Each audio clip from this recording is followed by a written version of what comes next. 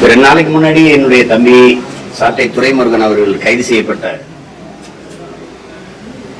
அந்த வழக்கு, அதுக்கான விளக்கம் அது கொடுக்கணும்னு நினைக்கிறேன். அதுக்காக தான் நான் அதை சொல்றேன். அந்த மேடையில துரைமுருகன் பாடின பாட்டு உண்மையிலே அவருக்கு தெரியாது. அந்த பாட்டு தெரியாது. அந்த பாட்டை அவர் நான் பாடிதான் கேட்டிருக்கிறாரு. அந்த பாட்டுக்கு எங்களுக்கு எந்த சம்பந்தமும் இல்லை. அந்த பாட்டை இயற்றி அதை மெட்டமைத்து பாட வச்சு வெளியிட்டது அனைத்து இந்திய அண்ணா திராவிட முன்னேற்ற கழகம். அம்மையார் ஜெயலலிதா இருக்கும்போது பல நூற்றுக்கணக்கான மேடைகளில் அந்த பாடல் பாடப்பட்டது. இதே கருத்து சொல்லப்பட்டது. அன்னைக்கெல்லாம் இவங்களுக்கு வருத்தமோ கோபமோ இழிவோ அதெல்லாம் தெரியல. அத திருப்பி நாங்க எடுத்து பாடும்போது ஐயோ அது அப்படி ஆயிடுச்சு இப்படி ஆயிடுச்சு அப்படின்ட்டு அவதூறு பேசுவது, அசிங்கமான அரசியல் பேசுவது, இதெல்லாம் ஆதித்தாய் அப்படின்னா உங்களுக்கு தெரியும். தோற்றுவாய் எதுன்னா அது திராவிட முன்னேற்ற கழகம் தான். ஒவ்வொரு தலைவர்களை பற்றியும் அவருக்கு அந்த தலைவரே மதிப்புமிக்க கலைஞர் கருணாநிதி அவர்களே பேசினதுல குறிப்பா எங்க தாத்தாவையெல்லாம் கருவாட்டுக்காரியின் சீமந்தபுத்திரர், மரமேரி, கட்டப்பீடி, முன்னாடியெல்லாம் ரஷ்யாவுக்கு எரும தோழதான் அனுப்பிட்டு இருந்தா இப்ப எரும மாட்டையே அனுப்பணும்னு பேசுனதுல அது மாதிரி ஒவ்வொரு தலைவர்களை பற்றி பேசுறது. அம்மையார் இந்திரா காந்தியை பத்தி, அம்மா ஜெயலலிதா பத்தி பால்கனி பாவேந்து பேசியது, இந்த ஐயா எம்ஜிஆர் அவர்களை ஆண்மையற்றவர், ஆண்மகன் இல்லாத ஒரு அலி என்றெல்லாம் பேசுறது. கொடுமையான விமர்சனங்களை வச்சிருக்காங்க. இந்த நீங்க எந்த கட்சியில இப்படி இழிவா பேசுறதுக்குன்னு பேச்சாளர்களை வச்சிருந்தாங்கன்னா இவங்க தான். மதிப்புக்குரிய எங்க ஐயா வெற்றி கொண்டாடலாம் மேடையில அம்மா ஜெயலலிதா பேசுறதெல்லாம் நீங்க இப்ப நான் பேசி காட்ட முடியாது. இப்ப அந்த கட்சியில சிவாஜி கிருஷ்ணமூர்த்தின்னு ஒருத்தர் பேசுறதெல்லாம், சைதை சாதிக்கெல்லாம் ஒவ்வொரு மாற்று கட்சியில் இருக்க பெண்களை பற்றி குறிப்பிடுறதெல்லாம் நீங்க கேட்டு பாருங்க. நாகரிக அரசியலை பற்றி, கண்ணியமான அரசியலை பற்றி கற்றுக் கொடுக்கறதுக்கு, அடுத்தவங்களுக்கு போதிக்கிறதுக்கான தகுதி, நேர்மை ஒரு துளியும் இல்லாத கட்சி தமிழ்நாட்டுல திமுக. இதுல ஏதோ சண்டாளர் அப்படின்னு சொல்லிட்டாங்க. உண்மையிலே உங்களுக்கு நான் சொல்றேன், ஒரு உண்மையை பேசுறேன், சத்தியத்தை பேசணும்னு நினைக்கிறேன். எங்களுக்கு தெரியாது சண்டாளர்னு ஒரு சமூகம் இருக்கு. எங்க கிராமங்கள்ல சித்தூர், குறிப்பா நாங்கெல்லாம் பிறந்த ராமநாதபுரம் சிவகங்கையில சாதாரண சண்டாளப்பாதி விழாப்பி பண்ணிட்ட சண்டாளப்பல எல்லாம் பேசுறது இருக்கு. நீங்க படங்களே நீங்க பாத்தீங்க, அடி சண்டாளி உன் பாசத்தவன்னு என் தம்பி அமீன் எடுத்த படத்துல 10 வரையிலே இருக்கு. அப்புறம் தம்பி ஜீவ்தாஸ் படத்துல சண்டாளி ஒண்ணுன்னு ஒரு பாட்டு இருக்கு. அப்பெல்லாம் இவங்க பேசல. பாஞ்சாலங்குறிச்சி நான் எடுக்கும்போது என்னுடைய பங்காளி வடிவேல் அவர்களை வச்சு ஒரு நகைச்சுவையில சண்டாளா சண்டாளான்னு ஒரு வார்த்தை பேசுறது. அப்ப எனக்கு தெரியாது, உண்மையிலே தெரியாது. பட வழியாக ஓடும்போது எனக்கு கடிதம் வருது, இந்த மாதிரி எப்படி இது பண்ணி இப்படி சொல்லிட்டீங்க, உங்ககிட்ட அதை எதிர்பார்க்கல. அப்பதான் தெரியும் இந்த பேர்ல ஒரு சமூகம் இருக்கு போல இருக்கு அப்படின்னா. அப்ப நான் வருத்த கடிதம் இனிமே இந்த மாதிரி பயன்படுத்துறது இல்லை. அதுக்கப்புறம் நாங்க அதெல்லாம் பயன்படுத்துறது இல்லை. இவங்கதான் அதை சலுக்கர்கள், சண்டாளர்கள்ங்கிற வார்த்தையெல்லாம் அதிகமா பயன்படுத்தினது ஐயா கருணாநிதி அவர்கள் தான். சங்க இலக்கியங்கள்ல, மந்திரங்கள்ல, திருமூலர் வரைக்கும் சண்டாளர்ங்கிற வார்த்தையை பயன்படுத்த, கந்த சிருஷ்டி கவசத்திலே சண்டாளர்ங்கிற வார்த்தை ஐயா கருணாநிதி அவர்கள். நீங்க பாருங்க, பாசப்பறவைகள் படத்திலூட அந்த நீதிமன்ற இதுல அந்த சண்டாளர்ங்கிற வார்த்தையை அவர் பயன்படுத்திட்டார். இது அண்ணா நாமம் வாழ்க என்று கூறிக்கொண்டே அவருக்கு பட்டை நாமம் சாற்றுகிற சண்டாளத்தனத்தை தமிழகம் இனியும் பொறுத்து கொண்டிருக்கார். அவர் முதலமைச்சராக இருக்கும்போது சேல் சமுத்திர திட்டத்துக்கு எதிராக அதிமுக கருத்து சொன்ன போது பதிவு செஞ்ச வார்த்தை. திருப்பி அதெல்லாம் கொடுத்தது யார்? எந்த சண்டாளர்கள் கெடுத்தார்கள்? அதையெல்லாம் கெடுத்தது யார்? இந்த சேல் சமுத்திர திட்டத்தை அமைக்க விடாம அதையெல்லாம் கெடுத்தது யார்? எந்த சண்டாளர்கள் அதை கெடுத்தது? இது யார ஐயா எழுதுங்க, ஐயாவே எழுதுங்க. நீங்க எவாங்க கந்த சஷ்டி கவசம் முதல்ல அதை எழுதுனவர் மேலதான் நீங்க நடவடிக்கை எடுக்கணும். எஸ்சி எஸ்டி ஆக்ட் போடணும். இது பாருங்க, கனக பூசை கொள்ளும் காலியோடு அனைவரும் விட்டாங்காரரும் மிகுபல பேய்களும் தண்டியக்காரரும் சண்டாளர்களும் என் பெயர் சொல்லவும் இடிவிழும் தோடிட என்று கந்த சஷ்டி கவசத்துல வருது. இது ஒரு அர்த்தமற்றது. திடீர்னு எங்க சாதி வந்துச்சுன்ட்டு இவ்வளவு காலமா வலிக்கல. மேல் பாதியில கோயிலுக்குள்ள போக விடாம கூட்டப்படி சாவி எடுத்துட்டு போகும்போது உங்களுக்கு வலிக்கல. நீ எசிதானமா எசிதானமான்னு பக்கத்துல இருக்க பெண்ணை கேட்கும்போது வலிக்கல. நாங்கெல்லாம் தாழ்த்தப்பட்டவர்களா எங்களை வெளியே நிக்க வைக்கிறீங்கன்னு பெருமக்கள் பேசும்போதெல்லாம் உங்களுக்கு வலிக்கல. வலிக்கல. ஒரு நீதிபதி தாழ்த்தப்பட்டவன் நீதிபதியானது அவன் தகுதியால வரல. இவங்கதான் அவங்க நீதிபதி ஆக்குனாங்க என்று ஐஆர்எஸ் பாரதி எல்லாம் பேசுனது இருக்குது. நாங்க போட்ட பிச்சைன்னு இதுல யாரு கேட்டது? நீங்க உட்கார்ந்து இருக்க நாற்காலி எல்லாம் நாங்க போட்ட பிச்சைன்னு நீங்க யாரும் சொல்லலையே. திடீர்னு உங்களுக்கு இதயம் எப்படி காயப்பட்டது, புண்ணாய் போயிருது. சண்டாளர்னு நாங்க என்ன பண்ண இருக்கிற பாட்டு கள்ளத்தனம் செய்யும் காதகன் கருணாநிதினு இருக்கிற பாட்டு நான் பாடல, என் தம்பி துரைமுருகனும் பாடல. அதை எழுதி வெளியிட்டது அதிமுக. அப்பெல்லாம் எங்க போய் படுத்துக்கிட்டு இருந்தீங்க? காதல பஞ்சு வச்சு கவுந்து படுத்துக்கிட்டு இருந்தீங்களா? எங்க போச்சு? இதெல்லாம் அதிகாரத்தில் இருக்கிறவங்க அப்படியே எங்களை அசிங்கப்பட்டு நீங்க பண்ண அக்கிரமமும் நீங்க இந்த உங்களுக்கு வாக்கு செலுத்தி ஆழம் வச்ச இந்த மண்ணுக்கும் மக்களுக்கும் செய்த துரோகங்கள் பட்டியலிட்டு பேசலாமா? யார் என் கூட வருது? அங்கிருந்தா வந்திருக்கேன். நான் புதுசா படிச்சுட்டு வர வேண்டியது இல்லை. நீங்க கத்துக் கொடுத்ததெல்லாம் வாங்க தர்க்கம் செய்வோம். ஒரு பொது மேடை, நீங்க தான் நிறைய தொலைக்காட்சி வச்சிருக்கீங்க, வாங்க. உங்க வாடகை வாய்கள், உங்கள் வலைவழிகள், உங்களுக்கு ஆதரவாய்ங்கிற வாய்கள் எல்லாம் எப்படி பேசுதுன்னு ஒரு தடவை நீங்க கேட்கறீங்களா? மாண்புமிகு சட்ட அமைச்சர் ஐயா ரகுபதி அவர்கள் அவங்க கட்சிக்கு ஆதரவா பேசுற வலைவழியாளர்கள் யூடியூபர்ஸ் அவங்க பேச்செல்லாம் கேட்கிறாங்களா? அவங்க எங்களெல்லாம் கேவலமா பேசும்போது உங்களுக்கு இனிக்குது. நாங்க பேசிட்டா அப்படியே நெஞ்செல்லாம் புண்ணாயிருது, காதல் அப்படியே ஈயத்த காட்சி ஊத்துற மாதிரி உங்களுக்கு ஆயிடுது. எங்களை திட்டும்போது உங்களுக்கு தேன் வந்து பாயுது. எப்படி இது? கன்னியாகுமரியில பேசினாருங்க துறை, கன்னியாகுமரியில பேசினாரு. புதுசா ஒண்ணு பேசல, அது நான் பேசினதுதான். நீங்க உங்களுக்கு ஒண்ணு சொல்றேன். முல்லை பெரியாற்று அணைக்கு கீழே பேவி அணைன்னு ஒண்ணு இருக்குது. அந்த அணையில தான் நீரை தேக்கி நம்ம எழுதணும். அதுல மரங்கள் அடர்த்தியா கொஞ்சம் இருக்கிறதுனால, கொஞ்சம் பெரிய மரங்கள் இருக்கிறதுனால நீரை அதிக அளவு தேக்க முடியல. அந்த மரத்தை வெட்டி கொஞ்சம் ஆழப்படுத்திட்டா அதிக அளவு நீரை தேக்கலாம்ங்கிறது இருக்கிற யதார்த்த நிலை. இந்த மரத்தை வெட்டிக்கிறவனு கேரள அரசு கிட்ட அனுமதி எத்தனை ஆண்டுகளா தமிழ்நாடு அரசு கேட்கும்னு நினைக்கிறீங்க? நீங்க சொல்லுங்க. தோராயம் 45 ஆண்டுகளா கேட்கு தர மறுக்கிறாங்க. கடைசி ஐயா பினராயி விஜயன் தந்துட்டாரு. ஆனா அது போகும்போது எதிர்த்து வழக்கு போட்டு உச்ச நீதிமன்றத்துல அதை மறுத்துறாங்க. ஒரு மரத்தை வெட்டக்கூடாதுங்கிறத நம்ம ஏற்கிறோம். ஆனா மரத்தை வெட்டிட்டா நட்டு வச்சு வளர்த்துற முடியுங்கிற யதார்த்தம் இருக்கு, இயற்கை உண்மை இருக்கு.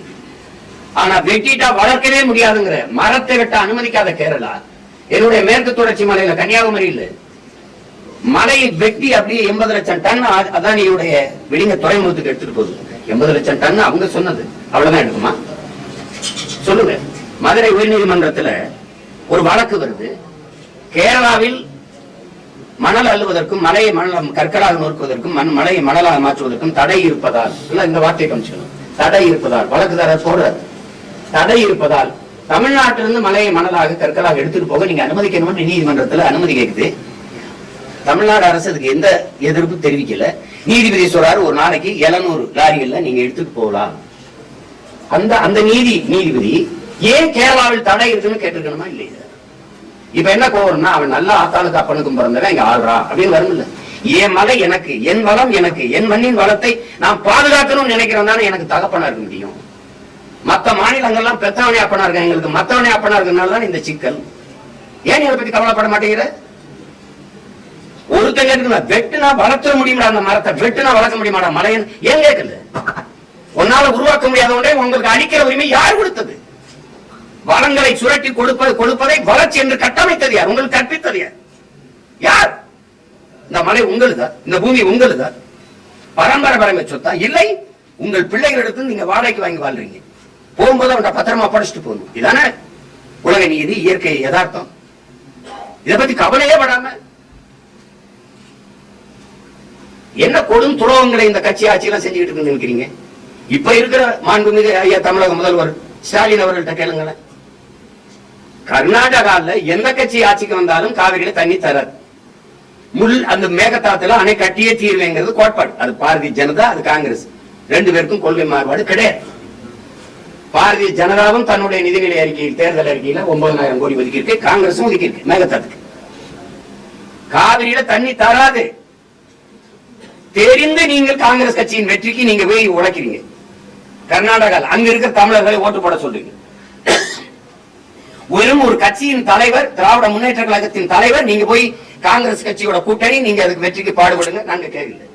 ஒரு தமிழ்நாட்டின் முதலமைச்சர் நீங்க எப்படி போய் உங்க மாநில மக்களின் உரிமையை பறிக்கிற, தடுக்கிற, இழிவா பேசுகிற ஒரு சொட்டு தண்ணீர் தர முடியாத தமிழர்களுக்கு சொல்ற ஒரு கட்சியை எப்படி வெள்ள வைக்கிறதுக்கு போய் தமிழர்கள் வாக்கை நீங்க சேகரிச்சீங்க? அதே சீதாராமையா சிவகுமார முதலமைச்சர், துணை முதலமைச்சர் இங்க வந்து தமிழ்நாட்டில் வந்து இங்க வாழ்கிற கன்னடர்கள் திமுக காங்கிரஸ் ஓட்டு போடுங்கன்னு பேச வச்சிருங்க பாப்போம். எப்படி நீங்க செஞ்சீங்க? இப்ப ஒரு டிஎம்சி கொடுக்க சொல்லுது காவிரி மேலாண்மை ஒருங்காற்றுக்குழு, ஒரு டிஎம்சி தர முடியாதுன்னு முதலமைச்சர் சொல்றாரு. உங்க பதில்? மேகதாது அணை கட்டியே தீர்வோம் கர்நாடகா. பதில்? எவ்வளவு பெரிய துரோகம்! ஏதோ சொல்லிட்டாங்க சீமான வந்து நீ இருக்கிற பாட்டா பாடின, எத்தனை பாட்டா பாடுற, இருக்கிற பாட்டா பாடின, அதுக்கு உருவமே இருக்கிறீங்க. உங்க உருவமே கர்நாடகால இருச்சான், அப்படியே பெண மாதிரி தூக்கிட்டு போனான், செருப்பு கழட்டி அடிச்சான், தீ வச்சு கொளுத்துனான். நீங்க கண்டிக்கல, உங்க கட்சி கண்டிக்கல, உங்க கூட்டணி கட்சி கண்டிக்கல. தமிழ்நாட்டுல நான் ஒரே ஒருத்தன் தான் எடுத்து பேசுறேன். எப்படா என் முதலமைச்சர் அசிங்கப்படுத்துவேன்னு? ஏன்னா எனக்கு தன்மானம் இருக்கு, சூடு சொரணை இருக்கு, இனமானம் இருக்கு. ஒண்ணுமே கண்டிக்கல. இதெல்லாம் விட துரோகம் இருக்கா? கேளுங்க, நீங்க கேளுங்க. இத்தனை நேற்று வரைக்கும் 13 பேர் மீனவனை கைது பண்ணிருக்கான். அதுக்கு முன்னாடி 26 பேரு, எத்தனை ஆயிரம் பேர் சிங்கள சிறைக்குள்ள இருக்கான். எவ்வளவு படகுகள் பறிப்பு, எவ்வளவு வழக்கிழிப்பு, எவ்வளவு சித்திரவதை. ஒரு பிரச்சனைக்கு தீர்வு காணவில்லை. 30 நாள்ல 133 பேர் கொலை, படுகொலை. அது கடைசிக்கு 34வது பேரை தம்பி ஆரம்பிச்சிட்டாங்க. அவர் அறியப்பட்ட தலைவருங்கனால பாடாக்குன்னு அந்த செய்தி வெளியில வந்துச்சு. அதுக்கு முன்னாடி சட்டம் 133 பேர். சட்டம் இருக்கு, ஒழுங்கா இருக்கா? நீங்களும் கேள்வி கேட்கிறீங்க, சட்டம் ஒழுங்கு இருக்கு. சட்டம் இருக்கு, அது ஒழுங்கா இருக்கா? சாராய சாவு எப்படி இருக்கும் நாடு? கொலைகாரர்கள் சாராய வியாபாரிகள்கிட்ட நீங்க ஆட்சி அதிகாரத்தை கொடுத்தீங்கன்னா எப்படி இருக்கும்? நசுதீன் சார்னு ஒரு நடிகர் இருக்காரு, அவர் கேட்கிறாரு, ஒரு பைத்தியக்காரன் நகரத்தை தீ வச்சு கொளுத்திட்டான், எரியுது, மக்கள் பதவி போடுறாங்க. பைத்தியக்காரன் நகரத்தை கொளுத்திட்டான், ஊரை கொளுத்திட்டான், அவன் கையில தீப்பெட்டியை கொடுத்தா பைத்தியக்காரன் யாருன்னு நம்ம தான் தொடர்ச்சியா அந்த பைத்தியக்காரங்க கையில அதிகாரத்தை கொடுத்து கொடுத்து கொடுத்து என்ன சேட்டை இது? கன்னியாகுமரியில பேசின துறை, நான் பேசினதான் அவர் சொல்றாரு, அந்த நேரத்துல அந்த மலையை வெட்டி ஏற்றுறத நீங்க தடுக்கலையே, என் மணலை நீங்க மணலா உங்களால எப்படி பார்க்க முடியுது? என் தாயின் மாறு அறுக்கிறீங்களே, பூமி தாயின் மாறு அறுத்து கொண்டு போறீங்களே, மலையில இருந்தான அருவி, அருவியில இருந்தான ஆறு, ஆறுல இருந்தான நீர், நீர்ல இருந்தான சோறு, சிறுல இருந்தான வயிறு, வயிறுல இருந்தான உயிர், உயிர் உயிர்ல இருந்தான வாழ்க்கை. அப்ப நீங்க இப்படி பண்றீங்களேன்னு கேட்டதுக்கு அங்க வழக்கு. ஆனால் அங்க குண்டாஸ் போடுறதை நான் தடுத்துட்டேன் பேசி. அங்க இருந்து இங்க சென்னைக்கு வர வச்சு, இங்க இருந்த வருணுங்கிற அந்த எஸ்பி குண்டாஸ் போட்டு உள்ள வச்சாரு 6 மாசத்துக்கு மேல. திருப்பி இப்ப பேசுனது விக்கிரவாண்டியில இந்த பாட்டை அவர் பாடினது. அவரே சொல்றாரு, இந்த பாட்டுல வழக்கு போடணும்னு எங்க அண்ணன் மேலதான் போனா, அவர் தான் திருச்சி வானூர்தி நிலையத்தில் பாடி காட்டினாரு. நீங்க என் மேலதான் போட்டுக்கணும். நானே கேட்கணும், ப்ளீஸ் டூ இட், என்னை கைது பண்ணி உள்ள வைங்கன்னா சொல்றேன்.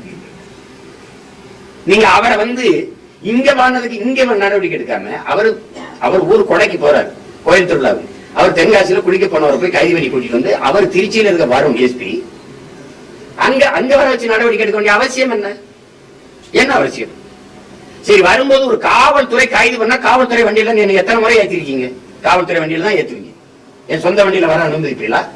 ஊடக எடுத்துக்கிற அனுமதிக்க மாட்டாங்க. வாங்க சீக்கிரம் சீக்கிரம், உங்களை மாதிரி ஊடகவியலாளர் சந்திக்க அனுமதிக்க மாட்டாங்க. நீங்க அப்படி இருக்கும்போது என் தம்பியுடைய சொந்த வண்டியில இனோவா வாகனத்துல ஏன் ஏத்தினீங்க? ஏத்தி பின்னாடி வந்து லாரியை வச்சு ஏன் இடிக்க வச்சீங்க? இதேதான் ஒரே ஃபார்முலா, ஒரே முறை, ஒரே மெத்தட். சவுக்கு சங்கருக்கு ஒரு விபத்தை காட்டி உயிர் அச்சுறுத்தல் பண்றது, இவருக்கு பின்னாடி இந்த லாரி ஏற்றி வச்சு ஒரு அச்சுறுத்தல் பண்றது. எப்படி? ஏன் உங்க வண்டியில ஏத்திட்டு எடுத்தவனே செல்போன் இருக்கு? உனக்கு செல்போன் உங்க காசு இல்லையா? செல்போன் அதுக்கு நான் பல முறை 5 முறைக்கு மேல சிறைக்கு போயிருக்கேன். எடுத்தவன செல்போனு கழுத்துல போட்டு சங்கிலி போட்டுக்காரா, இடுப்புல அருணாக்குடி கட்டிருக்காரா, அதுக்கிட்ட எல்லாத்தையும் அவுத்து யாரு பொறுப்புன்னு குடும்பத்துல ஒருத்தட்ட கொடுத்துட்டு தான் உள்ள கூட்டிட்டு போவாங்க. நீ ஏன் செல்போன் எடுத்துட்டு போற? எதுக்கு எடுத்துட்டு போற? உன் வேலை என்ன? போன தடவை அவன்கிட்ட செல்போனை பறிச்சீங்களா? கொடுத்தீங்களா? என் பிள்ளைகளுக்கெல்லாம் பறிச்சீங்கல்ல, என்ன திருப்பி கொடுத்தீங்களா? என்னது இது? எதை பத்தி பேச அருகதை தகுதி வச்சிருக்கீங்க? ஒரு திறந்த வெளியில ஒரு பொது விவாதங்களை இத்தனை ஊடகவியாளர் கிடையாது. நான் ஒருத்தன் இல்ல, நான் கூட வேணும் தம்பி தங்கச்சி தர்க்கம் பண்ணி வெல்லுங்களை பார்ப்போம். 3 ஆண்டுகளை நீங்க செஞ்ச ஒரு சாதனை சொல்லுங்க பார்ப்போம். கொடுமை, ஒரே சாதனை. போன தடவை 500 கொடுத்தா இப்ப 2000 கொடுத்துருக்கோம் ஓட்டுக்கு. அதை விட்டா சண்டாளங்கிற வார்த்தையை நானும் துறைமுருகனை கண்டுபிடிச்சு பேசுற மாதிரி பேசிட்டு இருக்கீங்க. இன்னும் எத்தனை இருக்கு பாருங்க. இங்க பாருங்க, திருமந்திரம் எங்க இருக்கு? எங்க தாத்தா நாமக்கல் கவிஞர் பாருங்க, சங்கரர் காசியில் அங்கு என்ன சொன்னார்? சண்டாளர் பக்தனும் தங்குரு வென்றார் என்று நாமக்கல் பண்ணிருக்காரு. திருமலர் கூட கம்பராமாயணம் பாருங்க. ஆதலும் யாகம் செய்யும் தலைவனாக சண்டாளர் அனைத்தலும் தகாத செயல்கள் சண்டாளர். சங்க இலக்கியம் முழுமைக்கு சண்டாளர். பழைய படங்கள் முழுக்க உரையாடல் சண்டாளர். அவ்வளவு கஷ்டமா இருக்குன்னா நான் அந்த சமூகம் சார்ந்த மக்கள்கிட்ட நான் அன்பா வென்றேன். சாணாரெல்லாம் நாடாரான மாதிரி, பல்லரெல்லாம் தேவேந்திரான மாதிரி, கல்லர் மரவரெல்லாம் அகமுடையெல்லாம் தேவரான மாதிரி இப்படி மாறி இருங்களேன். அவ்வளவுதானே. வேற பேர் வச்சிருவோம். சின்ன மேளம்னு இருந்தது இசை வேளாளர்னு ஐயா கருணாநிதி அவர்கள் அவர் வந்தபோது பேர் வச்ச மாதிரி நீங்க சொல்லுங்க வச்சிருவோம். இல்லைன்னா நாங்க வந்து மாத்தி தரோம். எதுக்கு இவ்வளவு கஷ்டம்?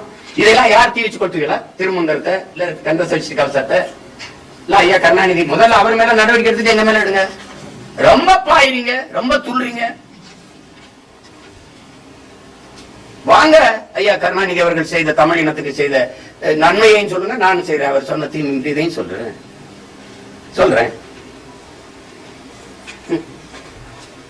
லட்சக்கணக்கா என் இனம் சாகும் போது குருவி சத்த மாதிரி காசை சேர்த்து வந்து ரத்த பொட்டலை வாங்கிட்டு வரும்போது இதே ஜாபர் செட்டை வச்சு பூட்ஸ் காலால ரத்த பொட்டங்களை நசுக்கி தெளித்தவர்கள் இவர்கள். தோட்டா இல்லாம சைக்கிள் பிரிவுகளுக்கு போடுற பால்ரசு குண்டை உருக்கி அதிலே தரமான பால்ரசத்தை குண்டா செய்ய தோட்டாலும் அந்த தோட்டா வச்சு 30 லட்சம் 40 லட்சம் குருவி சேர்த்த மாதிரி பிச்சை எடுத்து காசு கொண்டாந்து வாங்கிட்டு போனான். பால்ரசு குண்டையும் பறிச்சு பணத்தையும் பறிச்சுட்டு 30 லட்சம் பறிச்சா 3 லட்சம் கணக்குல காட்டி உள்ளதுக்கு போட்ட பிறந்தது யாரு? நீங்க பேர்ல சும்மா இப்ப தமிழினத்துக்கு தலைவர் ஒரு தடவை சொல்லுங்க பாப்போம். தலைவர் தன்மான தலைவர் டாக்டர் கலைஞர் தமிழ் சொல்லுங்க பாப்போம். தமிழ் பேரினத்துக்கு ஒரே ஒரு தலைவன் தான், அது என் உயிர் தலைவன் பிரபாகரன் மட்டும்தான். நீங்க உங்க வீட்டுக்கு இந்த கட்சிக்கு வேணா தலைவனா இருக்கலாம். எப்படி தலைவன் நீங்க? எந்த வழியில தலைவன்? இந்திய எதிர்ப்பு இந்தி இருக்குதா இல்லையா? இங்க நீங்க நடத்துற பள்ளிக்கூடங்களே இந்தி. தமிழ் மீட்சி வீழ்வது நாமாக இருந்தாலும் வாழ்வது தமிழா இருக்கும். வாழுதா? தமிழ் விழுது நீங்க வாழ்றீங்க. எங்க இருக்கு தமிழ்? தமிழகத்தின் தமிழ் தெருவில் தமிழ் இருக்குதா? இருக்குதா? தமிழ் படிச்சா வேலை இருக்கா? வாய்ப்பு இருக்கா? இருக்கா? வேறு தமிழ்நாடு தமிழனுக்கும் தமிழருக்கும் சுடுகாடு, தமிழுக்கும் தமிழனுக்கும் சுடுகாடு. என்ன வச்சிருக்கீங்க? நீர் தண்ணீர்கா? குடிக்க தண்ணி, படிக்க பள்ளிக்கூடம். பலாயிரக்கணக்கான பள்ளிக்கூடங்களை மூடிக்கிட்டு வரும்போது பலாயிரக்கணக்கான டாஸ்மார்க் திறந்துகிட்டு. குஜராத் ஆண்டு ஒன்றுக்கு 55,000 பால் விக்குது. அவன் மாநிலத்தில் இருக்கிற பால் விற்பனை அந்த இது அமுது இங்க வரைக்கும் பரவுது, விரிவடை செய்யறான். நீங்க 40,000 கோடிக்கு சாராயம் விற்கிறீங்க. சாராயம் வித்து வர்ற காசுல நாட்டுக்கு நல்லது செய்யறாங்க நம்ம. நீங்க இந்த நாட்டு மக்கள் நம்புறது எப்படி? அப்புறம் என்ன நன்மை இருக்குது? இத்தனை கொலைகளும் மிகுந்த போதையில செய்யப்பட்டிருக்கு. நீங்க உங்க மனச்சான்ற சொல்லுங்க. தம்பி ஆம்சாங்க இவர் வீட்டு வாசல்ல வெட்டி 6 பேரும் மது போதை இல்லாமல் அல்லது இந்த போதை பொருளின் ஊக்கம் இல்லாமல் வெட்டி இருக்க முடியும். நீங்க நம்புறீங்களா? சொல்லுங்க, யாராவது சொல்லுங்க. நம்புறீங்களா? அவனை பார்த்தாலே பயந்துருப்பான். போதையில கிட்ட நெருங்கி இருக்க முடியாது. இத்தனை கொலைகளும் போதையால் தான். எப்படி சட்டம் இருக்கும், ஒழுங்கு இருக்கும்? நீங்க எல்லாம் குண்டு போட்டுக் கொள்ளதான் படுகொலை நினைக்கிறீங்க. குடிக்க வச்சு கொள்றதுக்கு பேர் என்ன? பேர் என்ன? ஒரு அரசு சொல்லுது இருக்கிற வண்டி தேர்தல 6 பேர் சல்லக்காரங்க கள்ளச்சாரம் கொடுத்து விழுந்துட்டான். ஆனா ஆஸ்பத்திரி சேர்த்துட்டு சொல்லுது புதுச்சேரியில இருந்து வந்துருச்சு. நீங்க போயிட்டு புதுச்சேரியில இருந்து வாங்க. எத்தனை தடவை சோதிக்கிறான் வண்டியை நீத்தின்னு. அத்தனை சோதிச்சு அங்க இருந்து மதுப்பாட்டில் இங்க வரக்கூடாது இருக்கிறேன். சாராய போட்டத்தை அப்படி உள்ள விட்டான். யாருக்கு தெரியாம வந்துருச்சா? இதை சொல்றதுக்கு வெக்கமா தோத்து போச்சா அரசு? என்னமா ஒண்ணு நாங்க அப்படியாவது இப்படியாவது அப்படி செய்யுங்க. புதுசா என்ன ஜெயிலுக்கு போறேன்னா சும்மா இந்த பையனை உங்க அப்பா ஜெயில போட்டு தமிழ்நாட்டுக்கு அடையாளம் கட்டி விட்டாரு. இன்னொரு தடவை நீங்க என்ன போடுங்க. எனக்கு ஒண்ணும் இல்ல, ஒரு வேலை இல்ல. உள்ள போய் நல்லா படிச்சு குறிப்பெடுத்துட்டு வந்து மறுபடியும் உங்களை தான் வச்சு செய்வேன். வேற என்ன? இப்ப கேட்கறதுக்கு எந்த பதிலும் இல்ல உங்ககிட்ட. ஆவின் பால் விற்பாங்க. எங்க கேட்டா பதில் சொல்லுங்க. முதலமைச்சர் பால் வளத்துறை அமைச்சரை பேச சொல்லுங்க. மாட்டு பால் விற்கிறீங்களா? மாடுங்க மாடுங்க மாடுங்க. இது ஒரு அரசு, இதுக்கு வந்து ஆதரவு, அதுக்கு ஒரு அப்பப்ப தேர்தல். கேவலம்.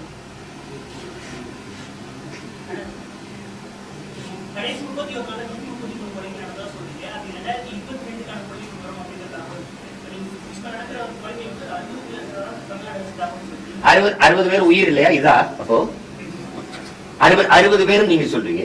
நீங்க அப்படியே பர்ஃபெக்ட் புள்ளி விவரத்தை சொல்லி பர்ஃபெக்ட் கணக்கு சொல்லிடுவீங்களா? சரி, நான் 133 நீங்க 60ங்கிறீங்க. 60 உயிரா இல்ல வேற எதுமா?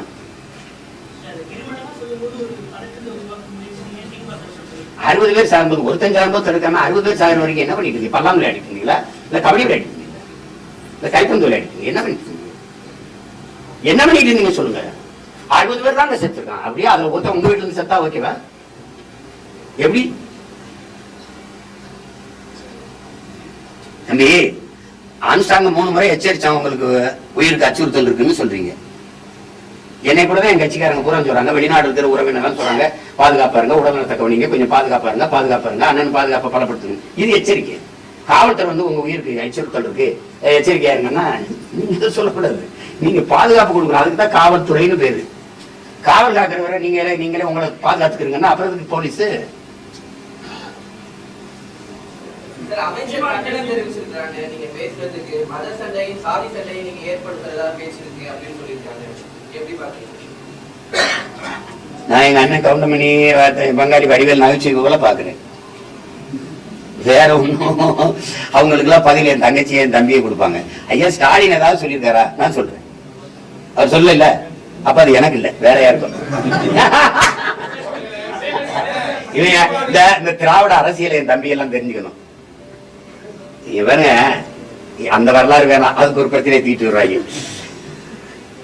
எங்க ஐயா அன்புமணி வந்து ஸ்டாலினுக்கு அவர்களுக்கு விவசாயத்தை பத்தி என்ன தெரியும்னு கேக்குது. இதுக்கு பதில் யாரு சொல்லணும்? கேள்வி யாருக்கு?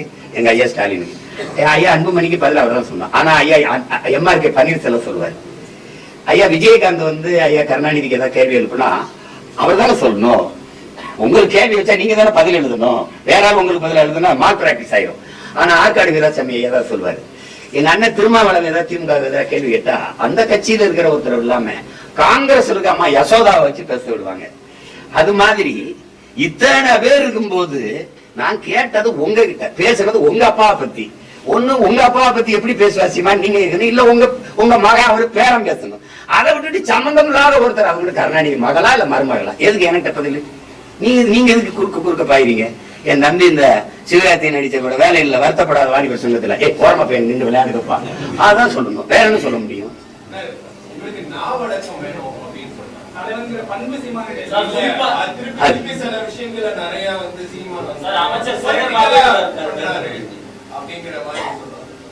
அவங்க கருத்தை மதிக்கிறேன்.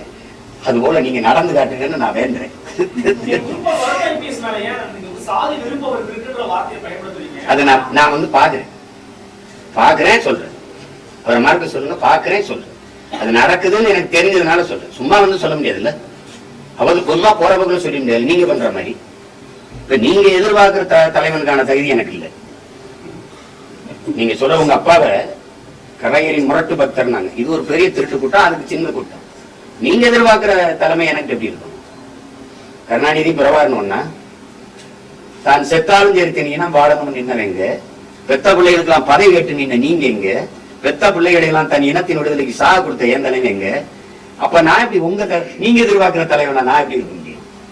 நீங்க எதிர்பார்க்கிற தலைமை பண்பு என்கிட்ட இல்லைன்னா நான் உண்மையிலே பெருமைப்படுகிறேன். நான் சிறந்த தலைவனா இருக்கிறேன்னு அர்த்தம். ரொம்ப நன்றி. வேற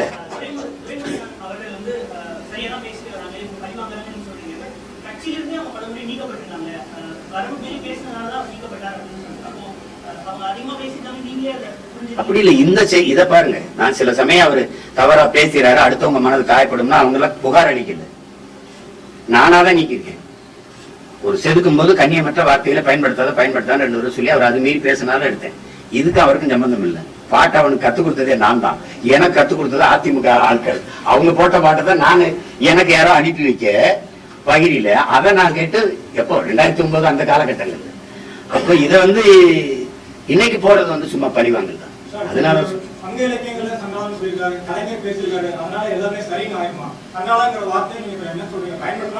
இப்ப சரின்னு ஆயிருமா? இல்ல நாங்க பேசுனதுனால மட்டும் தவறுன்னு ஆயிருமா? நான் கேக்குறேன்.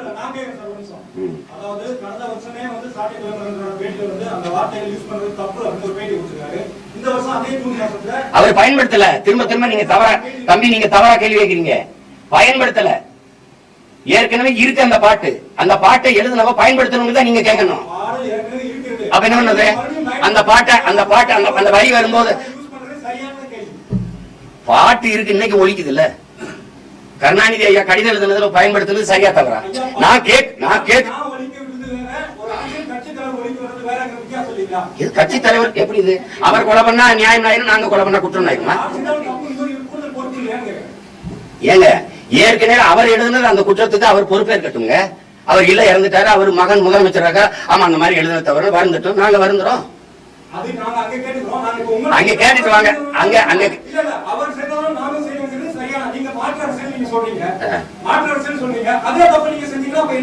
அவர் அந்த தப்பு செஞ்சது நீங்க இதுவரை கேட்கவே இல்லையே. நாங்க பேசினாலதான் நீங்க நாங்க அப்புறம் முதல்ல கேட்டுட்டு வாங்க.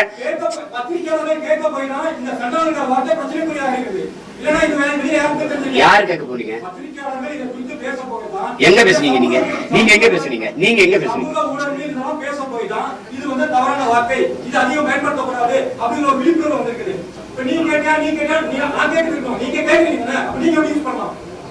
ஏங்க நீங்க என்னங்க இவ்வளவு காலமா இருக்கிற அவர்கிட்ட கேட்காம நீ எப்படி பண்ணலாம்? நீ எப்படி பண்ணலாம்? யாரு தவறு செஞ்சாலும் பிரச்சனை இல்லை, நாங்க பேசினா தப்பாயிடும் உங்களுக்கு. நீங்க எல்லாம் ஏன் பயன்படுத்தினீங்க நான் கேட்கிறேன். இப்ப நாங்க இருங்க, கொஞ்சம் இருங்க.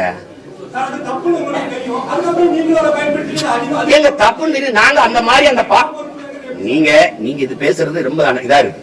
நீங்க அந்த பாடலை ஒருத்தர் திரும்பி ஒரு தடவை பாடுறாரு, அது எப்படி நீங்க பயன்படுத்தலாம்னா எப்படி? அந்த பாடலை திருப்பி பாடுறதுல என்னங்க முறை எல்லாம் கேக்குறீங்க நீங்க? அத சொல்லுங்க, அது சொல்லுங்க. அவர்கிட்ட போய் கேளுங்க, ஏன் எழுதி வெளியிட்டீங்க, நீங்க ஏன் எழுதுனீங்க கேளுங்க. முதல்ல எழுதுனது ஐயா கருணாநிதி அவர்கள் பல முறை சலுக்கர்கள் சண்டாளர்கள் பேசியிருக்கிறாரு, அதை கேட்டுட்டு வாங்க. நீங்க அப்புறம் கேக்குறீங்க, இப்ப கேளுங்க, அப்புறம் மறுபடியும் என்கிட்ட கேளுங்க.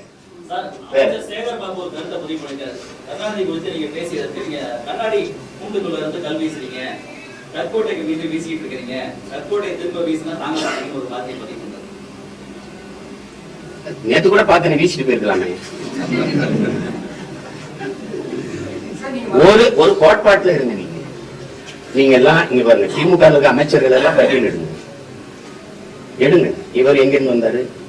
ஐயா ராஜகண்ணப்பன், KKSS சார், ரகுபதி, ஏவாவேலு, எல்லாரையும் எடுத்துட்டாங்க. தம்பி செந்தில் பாலாஜி அங்க பதவியில் இருக்கும்போது அங்க இருக்கிறது அங்க வேற பேசுறது, இங்க பதவியில் இருக்கும்போது இங்க வர்றது இங்க பேசுறது. அப்ப எப்படி எங்க நல்ல சாப்பாடு கிடைக்குமோ அங்க நாக்கு தொங்க போட்டு ஓடணும்? எப்படி என்ன கோட்பாடு கொள்கை இருக்கு? அங்க இருக்கும்போது புரட்சி தலைவர் வாழ்க, அம்மாஜி புரட்சி தலைவி வாழ்க. இங்க வரும்போது என் உயரம் தெரியுமே, 5 புள்ளி 6. அது கூட தெரியாம இவ்வளவு படிச்சு ஒரு விளையாட்டுல விளையாண்டு வந்திருக்கேன், அது எனக்கு தெரியும். 5.6.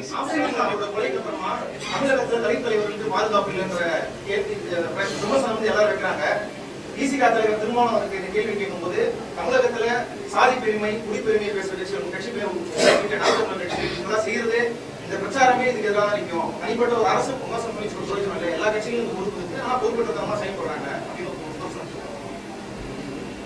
பொறுப்போட இயங்குற கட்சியோட தான் எங்க அண்ணன் இருக்காரா?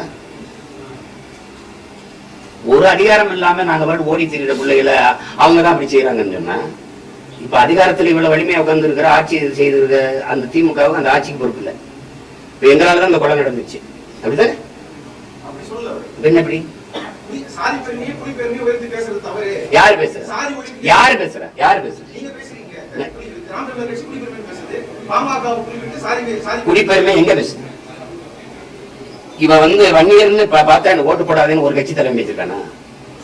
ஜெயங்கொண்டத்துல ஒரு தாழ்த்தப்பட்ட பிள்ளை ஒரு ஆதி தமிழ் மகனை நிறுத்தினான். இவன் தமிழன்னு பார்த்தா ஓட்டு போடு, இவனை பறையன்னு பார்த்தா போடாத ஓட்டு எனக்கு தீட்டுன்னு சொல்லிட்டு இறங்கி வந்த ஒரு தலைமைங்க இருக்குன்னா, நீ என்ன போய் குடிப்பெருமைனா நீ ஆணவம்ங்கிற, சாதி ஆணவம்ங்கிறீங்க. சாதி சமஸ்கிருத சொல், அது குடியும் தான் அடையாளம். ஆணவம்ங்கிறீங்க, நான் அதை பெருமைன்னு நினைக்கிறேன். சாதிய ஆணவம்ங்கிறத தமிழ் படுத்தி சொல்றேன். அதனால அது குடிப்பெருமை பேச்சார். குடிப்பெருமை கொலையை கடும் குற்றமாக கருதணும் பேசுனது நாங்க தான், நீங்க பிச்சுக்கதில்லையே. நீங்க சாதிய பேச, நீங்க பொது தொகுதியில் ஜெயிக்க முடியுமா? எங்க அண்ணன் திருமாவளவனுக்கு வெளிப்படைய ஒரு சவால் விடுறேன், பொது தொகுதியில் ஜெயிப்பில்ல. அப்புறம் நீங்க மத்தவங்களுக்கு சாதி பிரச்சனை பேசுறீங்க. நீங்க ஒரு பொது தொகுதி கேட்டு வாங்க முடியல ஸ்டாலின். 16 தொகுதி பொது தொகுதியில் நிக்க வச்ச என்ன போய் சாதி பெருமை பேசுறேன். தம்பி நீங்க சார்ந்து ஒரு அரசியல் கட்சியோட நிக்கிறீங்க. நீங்க திராவிட எதிர்ப்பை கத்துக் கொடுத்தது யாரு? எனக்கு மனசான்றோட பேச சொல்லுங்க. அவரை சொல்லுங்க தம்பி. தமிழ் மண் அவர் எழுதி வந்த தாய் மண்ணில் ஐயா ரவிக்குமார் அவர்கள் பெரியாரை பற்றி தொடர்ச்சியா கட்டுரை எழுதி வந்தாரா இல்லையா? எழுதி வந்தாரா இல்லையா?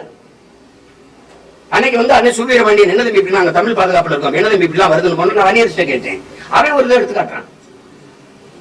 ரவுக்க துணி ஏன் விலை ஏறி போச்சுன்னா பள்ளச்சி பறிச்சுலாம் ரவுக்க போட ஆரம்பிச்சா விலை ஏறாதான்னு பெரியார் கேட்டதை எடுத்து காட்டுறான். இதுக்கப்புறம் எப்படி அவரை போகிறது? இன்னைக்கு நீங்க தான் பெரியாரிஸ்ட், நாங்க பெரியாருக்கு எகென்ஸ்ட் தானே தம்பி. ஒரு மகனை நீங்க எடுத்து பாருங்க தம்பி. சாதிய உணர்வு மக உணர்வு இருக்கிற வரை தமிழர் இன உணர்வு பிறக்காது.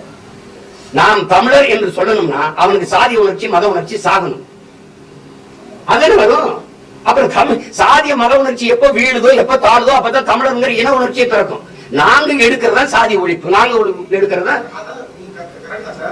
அப்ப நீங்க சும்மா 50 ரூபா அவர்கள் சாதி பேசுறாரு, சாதி பேசுறாரு. சாதி பேரை வச்சுக்கலாம்னு என்னைக்கு நாங்க பேசிருக்கோம்? நீங்க வந்து உங்களோட கூட்டத்துல ஆந்திர கட்சி கூட்டத்துல ஒரு பெண்ணவர்கள் பேர் கொடுத்தவர்கள் குறிப்பிட்டு அவங்க வச்சிருக்காங்க. சரி, அந்த பேர் எல்லாரும் வைக்கணும் தான் பேசுறேன். எல்லாரும் வைக்கணும்னு சொன்ன நீங்க எடுத்து காட்டுங்க. இங்க வாங்க தம்பி. ஒண்ணு இல்ல, ரோசினி நாடாருன்னு போட்டுருக்கா. அவ போட்டவ என்ன சொல்றா, நீங்க ஏன் போட்டிருக்கீங்கன்னு கேட்டதுக்கு என்னுடைய அவங்க அப்பா வந்து பணம் ஏறல, ஆனா அவங்க பரம்பரை ஏறிச்சு. அவ சொல்றா என்னுடைய வேர் எங்க இருக்குன்னு எனக்கு தெரியணுங்கிறதா நான் வச்சிருக்கேன். அதான் நம்ம நீங்க எல்லாரும் போட்டுக்கணும்னு சொல்லியே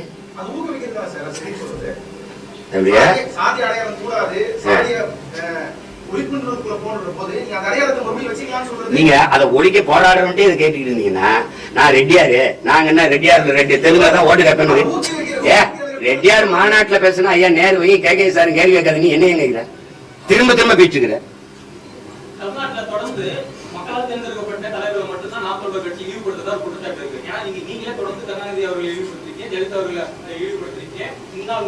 ஜெகத்யாரு ஜெகத்யாரு ஆட்சியாளர்கள் வந்து செய்யற தவறை சுட்டி காட்டக்கூடாதுன்னு இல்லையா? அந்த இழிவு என்ன, அந்த இழிவு என்ன சொல்லு? அதாங்க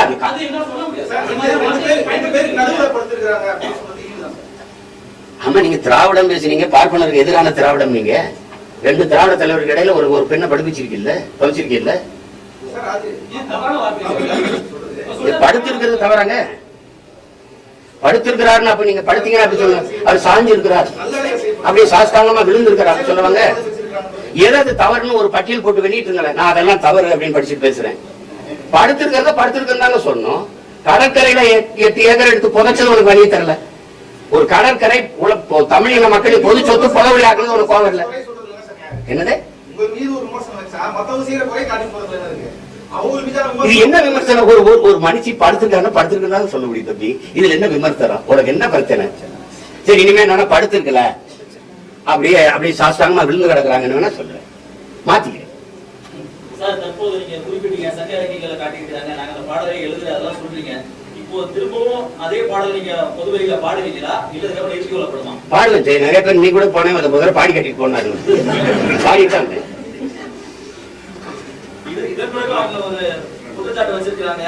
உங்க குற்றச்சாட்டு குப்பையில போடுங்க தம்பி. குற்றச்சாட்டு என் மேல சொல்றதுக்கு நேர்மையின் தகுதி வச்சுட்டு வா பேசு.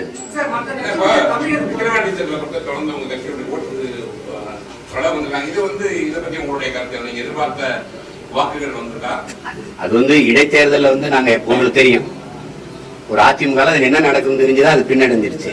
நாங்க அப்படி பின்னடைய முடியாது, வளருகிற கட்சி. நாங்க எங்க கருத்தை விதைச்சுக்கிட்டு மக்களுக்கு எங்க வேட்பாளரை அறிமுகப்படுத்திக்கிட்டு ஒவ்வொரு கட்சி இருக்குன்னு சொல்லணும். அதான் முதன்மையானது. அதை நாங்க செஞ்சோம். நீங்க இத எப்படி பார்க்கணும்னா, உண்மையிலேயே இது தேர்தலா நடத்தப்படுதா, இதை நீங்க ரசிக்கிறீங்களா, ஏற்கிறீங்களா? ஒரு பத்திரிகையாளரா, ஒரு பொது மனிதனா, ஒரு குடிமகனா இந்த போக்கு சரியானது தானே? எல்லா அமைச்சர்களும் அங்க கூடி ஒரு தெருவுக்கு ஒரு அமைச்சர் நின்றுட்டு எல்லா சட்டமன்ற உறுப்பினரும் பாராளுமன்ற உறுப்பினரையும் கூட்டி வச்சுக்கிட்டு நீங்க கணக்கு இல்லாத காசு, துணிமணி, அவங்களுக்கு உணவு, அவங்களுக்கு எல்லாம் கொடுத்து ஒரு அந்த இதுலயே வச்சு மக்களை அப்ப நீங்க வாக்கு செலுத்தி வர்றது, அதையும் மீறி கள்ளவட்டும் போடுறீங்க. இது எந்த மாதிரியான அணுகுமுறை? இது எப்படிப்பட்ட ஆட்சி முறை? இதை எப்படி நீங்க ரசிக்கிறீங்க, ஏற்கிறீங்க? இதுல என்ன நீங்க இதை தேர்தலுங்கிறீங்க, எந்த மாறுதல் இதுல வரும்? இதே அமைப்புக்குள்ளதான் நம்ம வாங்கணுங்கிற நிலைமைக்கு நீங்க தள்ளுறீங்க எல்லாரையும். அப்ப நீங்க இதை மாற்றுறதுக்கு என்ன வழின்னு நீங்க யோசிக்க மாட்டீங்க. புதிதா ஒரு ஆற்றல் வந்தா அதை சிதைக்கிறதுக்கு, அதை ஒழிக்கிறதுக்கு தான் நீங்க காசு கொடுக்காம இந்த பிள்ளைகள் போராடுறாங்க அப்படின்னு ஒரு குறிப்பு கூட கிடையாது. ஒண்ணு சாதிய உணர்ச்சி, மத உணர்ச்சி, இதுக்குள்ளதான் நிக்குது. அதிகபட்சமா காசு, அதான் சாதி, மதம், சாராயம், பணம், சாப்பாடு. இதுதானே இங்க நீண்ட காலமா இந்த கட்சிகளின் அரசியல் கோட்பாடா இருக்கு. இதுல என்ன மாற்றத்தை நீங்க பாத்துட்டீங்க? இப்ப இந்த வெற்றியை எப்படி நீங்க கொண்டாடுவீங்க? மனச்சான்று இருந்தா எப்படி கொண்டாடுவீங்க? உங்களுடைய நிலைப்படைப்புமே ஒரு தனித்துவமா தான் இருக்கும். இப்ப நீங்க எதிர்பார்த்ததை விட வாக்குகள் அதிகமா வந்திருக்கா இல்லையா? அது மொத்தமா எண்ணி முடிக்கும் போது தெரியும். மாலையில அவ்வளவுதான் எண்ணி முடிச்சா போன தடவை வாங்கினதை விட வாங்கியிருக்கோமா, இல்ல அதே இடத்துல நிக்கிறோமா, குறைஞ்சிருக்குமா, கூடியிருக்குமான்னு தெரியும். அதுதானே, அது அப்புறம் தான் சொல்ல முடியும்.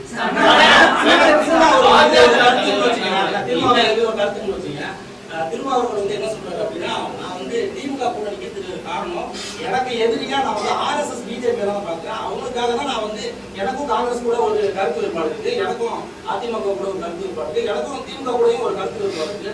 இருந்தாலும் என்னோட பெரிய எதிரியா நான் ஆர்எஸ்எஸ் பாக்குறேன். அவங்கள எதிர்த்து போராடுறதுக்கு எனக்கு சில தகுதிகள் தேவைப்படுது, பலம் ஒண்ணு தேவைப்படுது அப்படின்னு தான் சொல்றாரு. இதனாலதான் திமுக கூட இருக்கிறவங்க குறிப்பிட்டு சொல்றாரு. அதை நான் ஒண்ணு சொல்லு, அதை நீங்க அப்ப குறிப்பிட்டு சொல்லியிருந்தீங்க. அதெல்லாம் ஒண்ணு சொல்ல, அவர் முடிவு பண்ணிட்டாரு இங்கதான் நம்ம இருக்க முடியும்னா அதை ஒண்ணு சொல்லு. ஆனா திமுக, ஆர்எஸ்எஸ், பிஜேபி எதுக்குதாங்கிறத முதல்ல யோசிக்கணும்ல. எதுக்குதான் பார்க்கணும். முரண்பாடுகள் இப்போ பாமக வந்து ஒரு கொள்கையை சொல்லுது, உயிர் கொள்கை, சமூக நீதிங்கிறது. அதுக்கு நேர எதிர் பாஜக. பாஜக கூட்டணி வைக்கிறது உயிர் கொள்கை செத்து போகுது. அப்ப எந்த கோட்பாடு எல்லாருமே எனக்கு சொல்றது, இப்ப நீ சொல்றது சரிதான் விஷயமா, தனிச்சு நிக்கணும், இப்படி நிக்கணும்னா நான் கட்சியை காப்பாற்றணுங்கிற நம்ம கேள்வி அடுத்து என்ன வருது? கட்சியை காப்பாத்துறதே லட்சியம் ஆயிட்டா எந்த லட்சியத்தை காப்பாத்த நம்ம கட்சி ஆரம்பிச்சோங்கிற கேள்வி வந்து. அப்ப முரண்பாடு இருந்தாலும் நாங்க உடன்படுறோம்னா எந்தெந்த முரண்பாடு? காவிரியில தண்ணி தரவே முடியாதுன்னா, அது கச்சத்தீவை மீட்கவே முடியாதுன்னா, அப்ப எந்த இடத்துல நமக்கு உடன்பாடு? நீங்க சொல்லுங்க, எந்த இடத்துல? நீங்க என் தம்பி பாலச்சந்திரனை விடுங்க, இத்தனை எல்லா படுகொலையும் விடு. ஒரு 13 வயசு சிறுவன், அவனை கூட்டிட்டு வந்து ராணுவ கஸ்டடியில இருக்கான். அந்த செய்தி இங்க உளவுத்துறைக்கு, இந்த தமிழ்நாடு அரசுக்கு, இந்திய அரசுக்கு எல்லாருக்கும் தெரியும். பிரபாகரன் குடும்பத்துல ஒருவர் கூட உயிரோடு இருக்கக்கூடாதுன்னு சொன்னாலே அவரோட கட்டி பிடிக்கணுமா? அவரோட போய் அந்த அப்படி ஒரு ஓட்டு வாங்கி வெல்லணுமான்னு யோசிச்சு பாருங்க. காங்கிரஸ் எதுக்காக திமுக தூக்கி சுமக்குது? எந்த இடத்துல என் இனத்துக்கு நின்றது? மொழி இல்ல வழக்காடுகள உரிமை, அங்க தமிழ் மொழி இல்ல ஆட்சி மொழி, அதிகார மொழி இல்ல காவிரி நதி உரிமை, முல்லை பெரியாற்று உரிமை இல்ல கச்சத்தீவு மீட்பு இல்ல மீத்தேன் எடுக்கிறது தடுக்கிறது, எந்த இடத்துல நீங்க எனக்கு நின்றுருக்கீங்க? எதுக்குமே இல்ல. முழுக்க என் இனத்தை படுகொலை செய்து கொன்றது உலகத்துக்கே தெரியும்.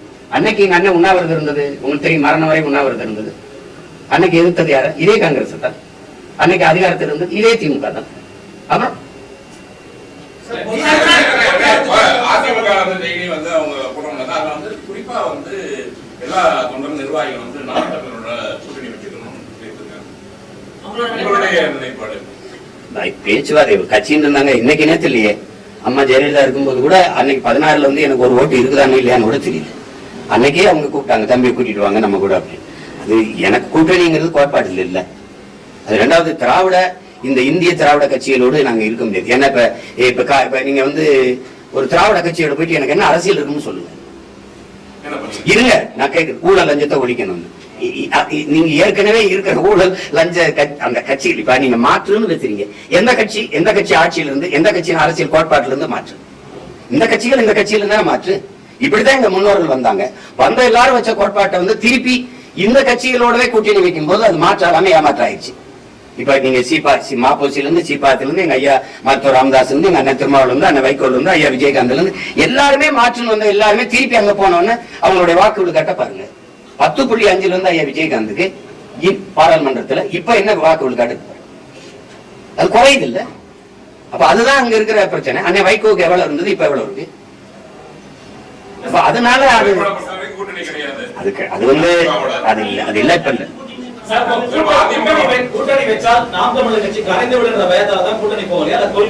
நோக்கம் இருக்கு. இப்ப எனக்கு வந்து தம்பி உங்களுக்கு என்ன சொல்லணும், எனக்கு ஒரு கனவு இருக்கு. என் நாடு எப்படி இருக்கணும்னு இருக்கு. எனக்கு 10 ஆண்டு பசுமை திட்டம், பல கோடி பனை திட்டம், பசுஞ்சோலை, பள்ளிகள், இந்த தனியார் முதலாளிகளை இன்ஸ்டிடியூஷன் அவங்க மூட வேண்டியதில்லை. ஆனா அவங்களோட சண்டை செய்யணும், தரத்தை உயர்த்தணும். அரசு மருத்துவமனைக்கு மக்கள் திரும்பி, அரசு பள்ளி கல்லூரிக்கு மக்கள் பிள்ளைகள் படையெடுத்து வருவது கூடணும், கல்வி தரத்தை உயர்த்தணும். எப்படி கொடுக்கணும்? தனித்திறன் கல்விக்கு முன்னுரிமை கொடுக்கணும். நீரன் பெருக்கி இந்த தண்ணீர் விற்கிறத தடை செய்யணும். ஏன்னா உலக உயிர்களின் உயிர் தேவை விற்பனைக்கு இல்லைன்னு ஒரு தடுக்கணும். இந்த நெகிழி பாலித்தீன் இந்த பிளாஸ்டிக் குப்பைகளை தடுக்கணும். ஏன்னா எங்க பார்த்தாலும் என் நாடு வந்து மகாகவிதையில கவிப்பேரசு வைரம் தொழுது பாருங்க. நீங்க இந்திய நிலப்பரப்பு எவ்வளவு பெருசு இதோ அதளவுக்கு கடலுக்குள்ள இந்த பிளாஸ்டிக் நெகிழி குப்பை இருக்குங்க. ஒரு திமிங்கலம் கரை ஒதுங்கிச்சு செத்துன்னு வைத்தா 40 கிலோ இடையில பிளாஸ்டிக் கழிவு. இப்ப மீனின் எண்ணிக்கை விட பிளாஸ்டிக் எண்ணிக்கை கூடிக்கொண்டு போகுதுங்கும் போது நம்ம விழித்துக் கொள்ளணும். அதை நோக்கி பேசினா உங்களுக்கு வேடிக்கையா இருக்கும். நீங்க சாராய பொருளாதாரத்தை விடு, மாற்று பொருளாதார பிரகத்துக்கு வா, வேளாண்மை முன்னிறுத்தி தற்சார்பு பசுமை பொருளாதாரத்துக்கு போவோம், நிலமும் வளமும் சார்ந்த தொழிற்சாலையை உருவாக்குவோம். பணம் அதிகமா இருக்கா அது சார்ந்த தொழிற்சாலை, தென்னை அதிகமா இருக்கா அதுதான் இந்த தொழிற்சாலை, கரும்பு அதிகமா இருக்கா அதுதான் இந்த தொழிற்சாலை. அங்கே படித்தவன் படிக்காதவன் அவன் வாழ்விடத்துல வேலை கொடுப்போம்.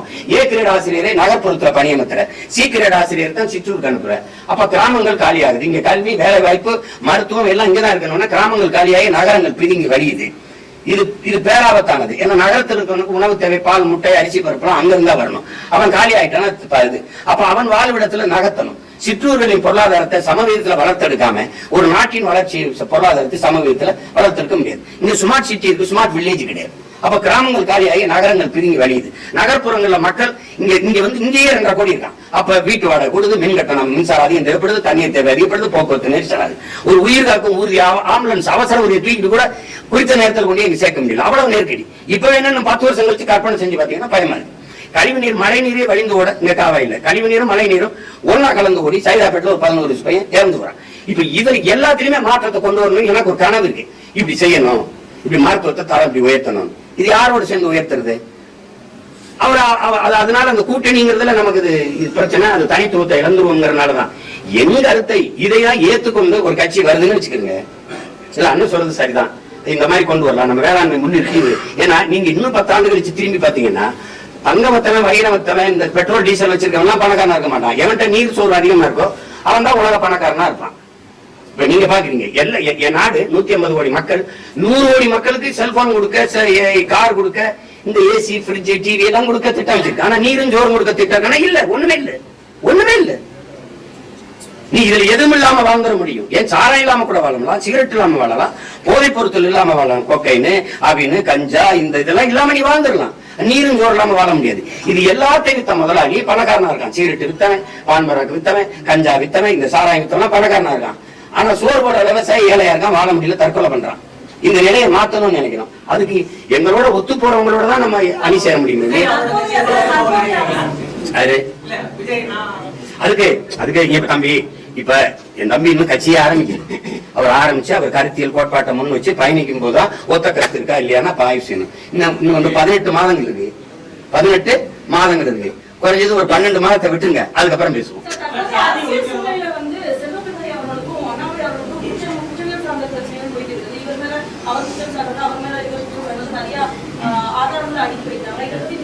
அது மட்டும் இல்ல, பாஜக தான் வந்து தலித்துகளை வந்து இவங்களை வந்து காப்பாற்ற போறதாகவும் வரக்கூடிய நாடுகள்ல என்னென்ன பிரச்சனைகள் வந்தாலும் நாங்க தான் வந்து முன்னாடி நிக்க போறோம் அப்படின்னு ஒரு பாஜக தலைவர் சொல்றாங்க.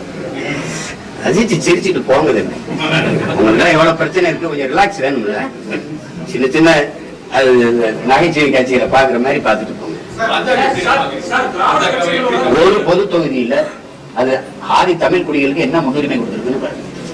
நாட்டின் முதல் குடிமகன் பிரசிடென்ட் ஆஃப் இந்தியா ராம்நாத் கோயிலுக்குள்ள போய் வழிபட முடியல.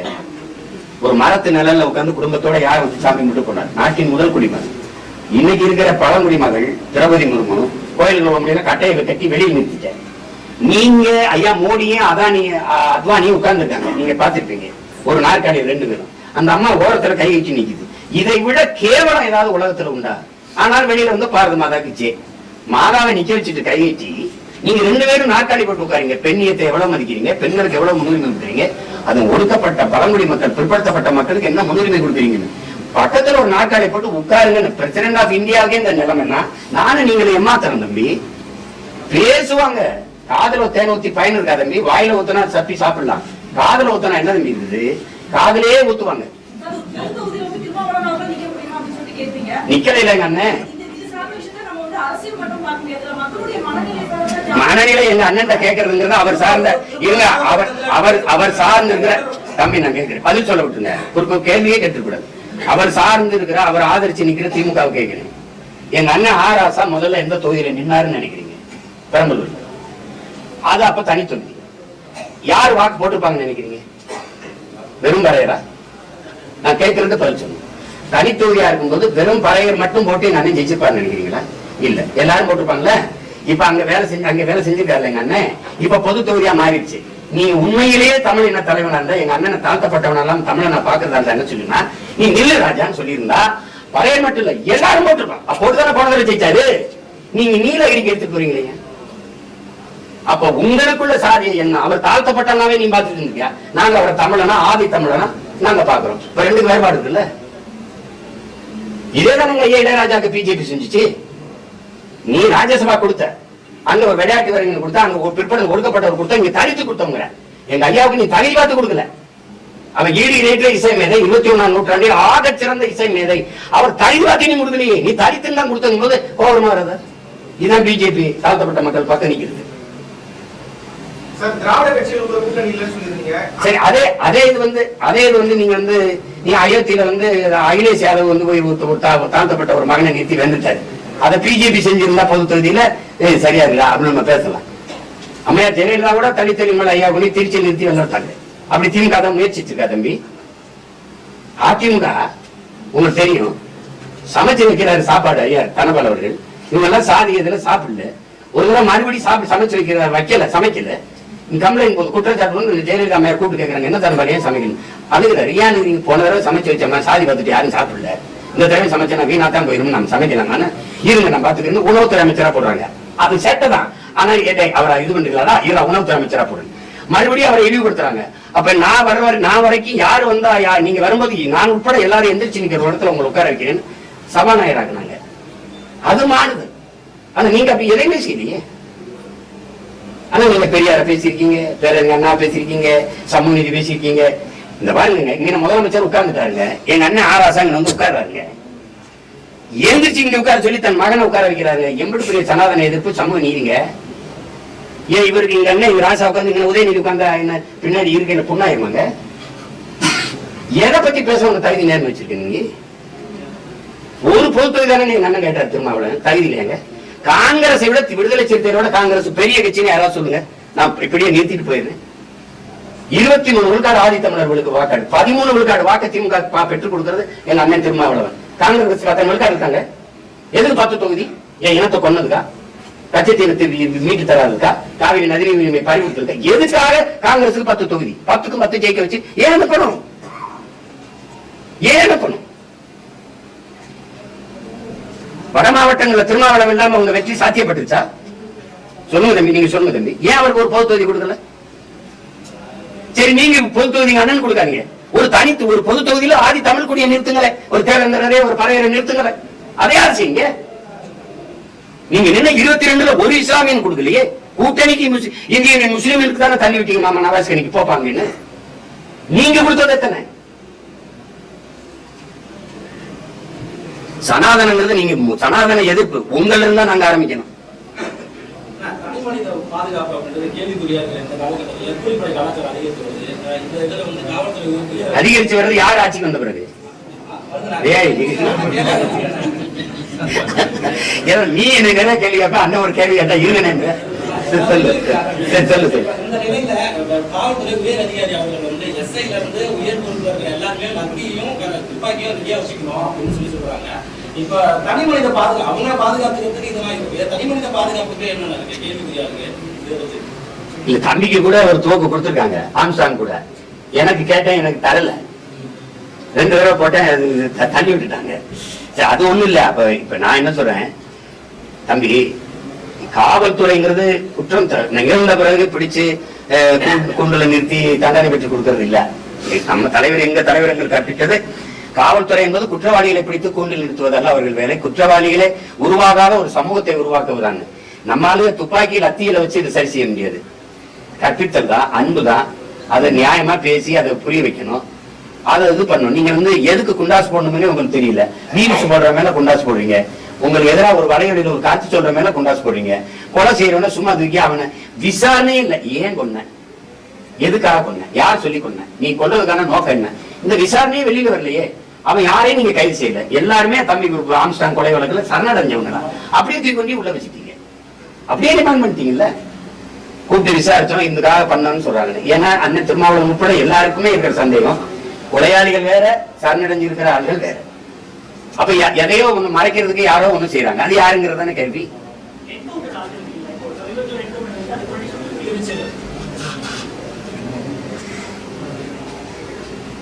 இதுக்கு எப்படி பதில் சொல்லுகிறீங்க? என்கவுண்டர் எதுக்காக செய்யப்படுதுன்னு இருக்கு. இப்போ ஒரு 6 வயசு குழந்தைய ஒருத்தன் வன்முறை செஞ்சு கொலை செஞ்சிடறான்னா அவனை கொண்டு திருப்பி சிறையில் அடிச்சலாம், அதெல்லாம் தப்பு. நீங்க பாத்தீங்க இங்க ஒரு பெண்ணை ஒருத்தன் எரிச்சுட்டான், அப்புறம் திருப்பி 90 நாள் அவன் விட்டீங்க, அம்மாவையும் கொலை பண்ணிட்டான். இப்ப அவனெல்லாம் என்ன பண்ணலாம்? அவன் பாத்தீங்கன்னா இப்ப இந்த காலத்து பிள்ளைகள் வெட்டிருக்க மாதிரி முடிய வெட்டிக்கிட்டு நீட்டா அப்படி சிறைக்குள்ள ஓட வரான். யாரு காசுனா எந்த பிள்ளைய சாக கொடுத்தோமோ அவங்க அப்பா அம்மா வரை காசுலையும் தான் அவன் சாப்பிட்டு இருக்கான் சிறைக்குள்ள. இந்த மாதிரி குற்றவாளிகளை நம்ம வச்சு பாதுகாத்துட்டு இருக்கணுங்கிறது எனக்கு சரியா இல்ல. நிறைய மக்கள் பிரச்சனை கொண்டு பேசுறீங்க, தொடர்ந்து எல்லா வருஷங்களுக்கும் அறிக்கை கொடுக்குறீங்க, 6 வருஷம் விமர்சனம் பண்றீங்க. இருந்தாலும் அவங்க தரப்புல மறைந்த தலைவர் இன்னும் விமர்சனம் பண்ணணும். மறைந்தவர் தானே ஹிட்லரு, நீங்க அவனை கொடுங்கோலன்றீங்க. மறைந்தவர் தானே. அப்படின்னா மறைஞ்சிட்டா அவங்க செஞ்ச தீமை எல்லாம் மறைஞ்சிரும்னா அது எப்படின்னு சொல்லுங்க. நீங்க செய்த குற்றம் சரித்திரத்துல இவன் துரோகின்னு சொல்றீங்க. எப்படி சொல்றீங்க? எங்க பாட்டனுக்கு எதிராக இருந்த காக்கை வேணியன துரோகின்னு பிடிச்சிருங்க, இறந்துட்டாரு. புனிதர்னு சொல்லிடுவோம். எங்க பாட்டனுக்கு காட்டி கொடுத்த நல்லாங்கிற சமயக்காரன் இருக்கான், தீரன் சின்னங்களே காட்டி கொடுத்தாரு. அவர் இங்க சாப்பிடுவாரு. அப்ப பங்கர் அப்பயே பதுங்குடியில காட்டி கொடுத்த அவனை இப்ப அவன் செத்துட்டான். ஐயோ ரொம்ப நல்லவன் வரலாற்றை பதிவு பண்ணிடலாமா? சொல்லுங்க. நீங்க செஞ்ச செயல்கள் தான் உங்களை காலமுறை அது நல்லவரா கெட்டவரான எடுத்துட்டு போகும். நீங்க அதிகாரம் இருக்குங்கிறதுனால புனிதர் பட்டம் கட்டின எடுக்கிறது எப்படி நீங்க ஏற்பீங்க? எப்படி ஏற்பீங்க? இப்ப இயேசுவை காட்டி கொடுத்தாரு யூதாசுங்கிறீங்க. இயேசுவும் இறந்துட்டாரு, யூதாஸ் இறந்துட்டாருன்னு வச்சுக்கோ. யூதாஸ் நல்லவர் அப்படி சொல்லுவீங்களா? அப்ப நீங்க இறந்து போன ஜெயலலிதா எம்ஜிஆர் எல்லாம் பேசுறீங்க. ஏன் பேசுறீங்க? ஒருத்தர் இறந்துட்டதுனாலே அவர் புனிதர் ஆயிடுவாங்கிற கருத்தை எப்படி நம்ம ஏற்க முடியும் சொல்லுங்க? எங்க அண்ணன் காசி ஆனந்த கவிதை தான், செத்தாலும் புலிகள் தான், அவர்கள் வாழ்ந்தாலும் மலத்தில் நீதியில புழுக்கள் தான் எழுதினாரு அந்த அந்த படுகொலை. அப்போ அதுதான் உங்களுக்கு நினைவிட்ட வேண்டியது.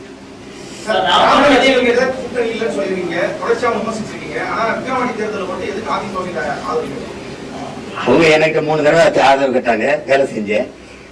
ஆதரவு அவங்க நின்றுலாம் கேட்க போறது இல்ல, நிக்கல. அதனால உங்க வாக்குகளை பொது எதிரி நம்ம வலுவான எதிரியா வீழ்த்துறதுக்கு எனக்கு ஆதரிங்கன்னு கேட்டேன், அவ்வளவுதான்.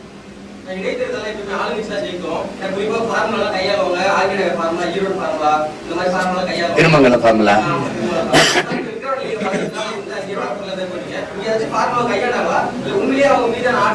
அதே ஃபார்முலா ஈரோடு கிழக்கு ஃபார்முலா தான்.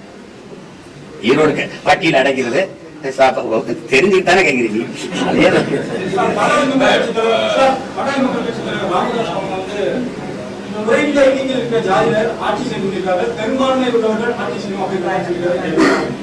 அது எங்க ஐயாவுக்கு இப்ப என்னன்னா, இப்ப நாங்க ஐயாவை பெரிதா மதிக்கிறேன், ரொம்ப பெரிதா மதிக்கிறேன். ஆனாலும் சொல்றேன், பல முறை திமுகவோட கூட்டணி வைக்கும் போது எங்க ஐயாவுக்கு தெரியலையான்னு கேக்குறேன். தெரியுது இல்ல அந்த கருத்து சரியா தவிர இதை நீங்க அப்ப கேட்டிருக்கணும். எங்க ஐயாவுக்கு மது ஒழிப்பு கொள்கையில உறுதியா இருக்காரு. மதுவை எவன் ஒழிக்கிறானோ, மது கடையை மூடுறானோ அவனோட நான் கூட்டணின்னு எங்க ஐயா சொல்லல. சாதி வாரி கணக்கெடுப்பு நம்ம கேட்கிறோம், குடிவாரியா என்னங்கிறோம். குடிவாரியா எவன் என்றானோ அவனோட நான் கூட்டணின்னு எங்க ஐயா சொல்லல. இப்ப பாருங்க, நேர் எதிராக இருக்கிற பிஜேபியோட கூட்டணி வைக்கிறது நம்ம எப்படி ஏற்கிறது? இந்த கொள்கைக்கு நேர் மாறவும் அவன் வகுப்பாரி பிரதிநிதித்துவத்துக்கு என்னைக்குமே அவன் இடம் கொடுக்க மாட்டான். அப்ப அவனோட கூட்டணி வச்சு என்ன பண்ண முடியும்? ஒரு ஓட்டுநாள் தம்பி என்னால அந்த வலிமையே அவனுக்கு சேர்க்கணும். அப்ப அந்த கொள்கைக்கு நீங்க திருப்பி அவர் தலைமையில இந்த சமூக நீதி கொள்கைக்கு நேர் எதிராக இருக்கிற ஒரு கட்சிக்கு போய் நான் ஓட்டு போட்டு வலிமை சேர்க்கிறதுங்கிறது ஒத்த ஓட்டுனால அது துரோகம் தானே தம்பி, அது தவறு தானே.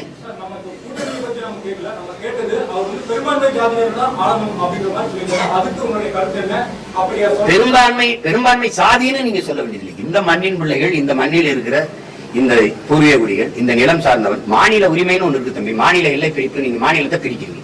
மொழிவாரிதான் தேசிய இனங்கள், நிலங்கள் நீங்க பிரிச்சீங்க.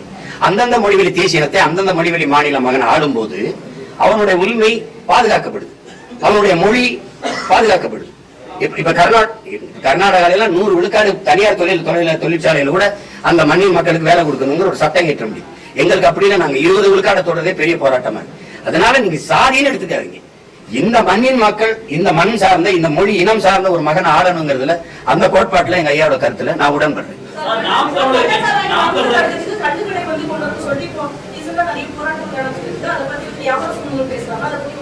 இல்ல இல்ல ரீசென்ட்னு சொல்லாதீங்க. நீண்ட காலமா எங்க ஐயா கல்லு நல்லசாமி வந்து போராடிட்டு இருக்காங்க. அரசியல் சாசனமே கல் உணவின் ஒரு பகுதின்னு தான் சொல்லுது. சங்க இலக்கியிலிருந்து கல் இருக்குது, அது இருக்குது. ஐயா வைரமுத்து கூட அந்த பாடல்ல எழுதியிருக்காங்க. அது எழுதியிருக்காங்க. நம்ம எப்படி ஒவ்வொரு தேசிய இனத்துக்கும் ஒரு மது இருக்கு தங்கச்சி. ரஷ்யானா வோட்கா இருக்குது, மற்ற நாடுகள்லாம் ரம் இருக்குது, ஜின் இருக்கு, அப்படி இருக்குது. அதனால நம்மளுடைய குடிபானம்னு ஒண்ணு இருக்கு, மதுபானம். அது பனம்பால், தென்னம்பால், இந்த ஈச்சம்பால், இது மாதிரி மூலிகை, அது எந்த கலப்படம் இல்லாத தூய மதுவை வச்சுட்டு போகலாம். அதெல்லாம் அவங்க சொல்றாங்க. வரும்போது வேளாண்குடி மக்கள் வாழ்வாங்க, அந்த பனை தன்னை பாதுகாக்கப்படும். இல்லைன்னா 150 ஆண்டு கால பனை காலவாய்க்கு, செங்கல் காலவாய்க்கு 100 ரூபாய்க்கு 150 ரூபாய்க்கு விற்கப்படுது. அதை பத்தி நம்ம கவலைப்படுறது இல்லை. அதனால அது இந்த சீமச்சாராய கடைகளை ஒழிச்சிட்டு நம்ம கல்லு கடையை திறந்து விடுவது சரிதான்.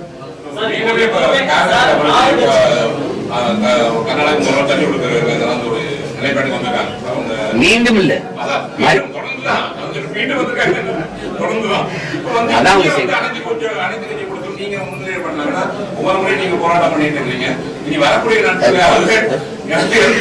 அரசு கூட்டுற அனைத்து கட்சி கூட்டத்துக்கு என்னை சேர்க்காது. இதுல நான் ஒரு அனைத்து கட்சி கூட்டத்துக்கு இவங்க வர போறாங்களா? நீங்க போராடுங்கன்னு சொல்லுங்க, நான் போராடுறேன். அது நான் செய்வேன். அதான் சொல்ல அனைத்து கட்சி கொடுத்த யார் ஆளுங்கட்சி மூன்றாவது அணி அது முக்கியத்துவம். ஆளுங்கட்சிக்கு எதிர்கட்சிக்கு எதிராக நீங்க 3வது இடத்துக்கு முன்னேறி வந்திருக்கக்கூடிய சூழல்ல வரக்கூடிய தேர்தல்ல நீங்க உங்க தலைமையில ஒரு கூட்டணி ஏற்படுத்துவீங்களா?